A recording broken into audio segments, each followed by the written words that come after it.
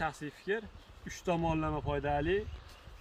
Ma'lumot, xudo xolasa 2025-yil 3-iyun sanasi mahalliy yo'ldosh ota o'rinamiz pishib yetildi. Xudo xolasa ichki bozorga uzilyapti hozir.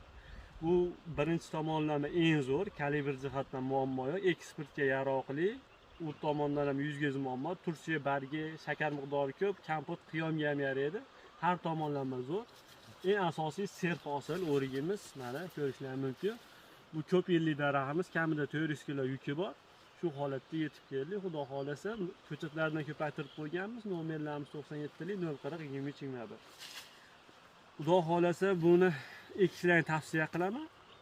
Xudo xolasa tursiya deysizmi, bargi deysizmi, nimaga bo'lsa, u 100% o'zini oqlaydigan o'rinamiz bo'ladi.